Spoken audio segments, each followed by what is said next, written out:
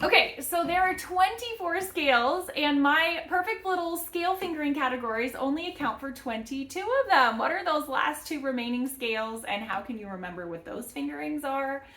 Oh, thank you for asking. I am so excited that one of my students was like astute enough to notice that there are only 24 scales on that chart. There are 22 out of 24. Okay, so we have F sharp minor and C sharp minor, which are both just kind of like random off the chart anomalies that don't really fit into any category.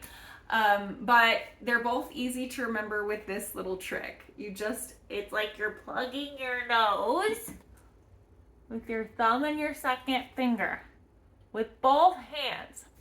So with both of those scales, the thumb and the second finger have to surround B flat. So if you just plug B flat, you're going to be able to figure out the fingering from there.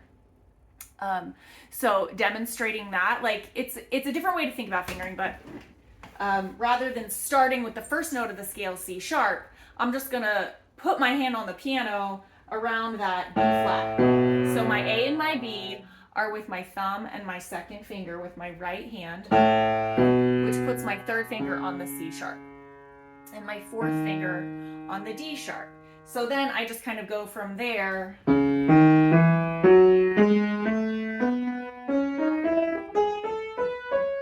I'll say it out loud, starting on the C sharp. C sharp is 3, D sharp is 4, then thumb on E,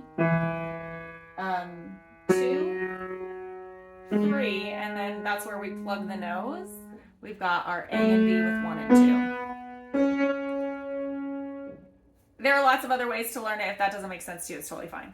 But I just think that's a fun way to remember. And it also works for the other scale, which is F sharp minor. So F sharp minor, we have a wonky fingering. But again, we're going to be plugging that B flat. So surrounding the B flat with the thumb and the second finger. Right there.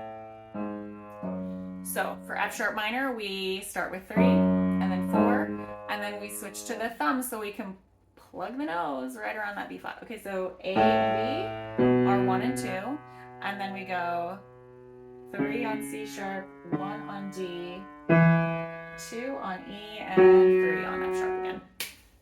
All right, so that's the right hand.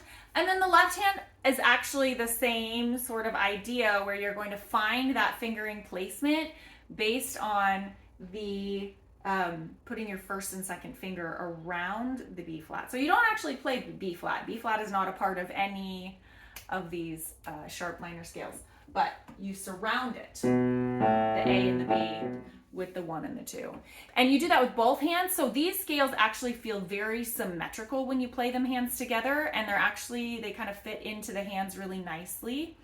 And then my other recommendation for C sharp minor is that you practice it next to E major, because E major has the exact same finger placement, and so it's the same exact scale, you're just starting in a different place. And E major is the standard white key C major fingering, so it's like super easy if you think of it that way. So anyway, thanks for asking. I'm so excited that you found that little like loophole in my educational video. And please always make comments, ask questions. I love to answer your specific questions about the piano.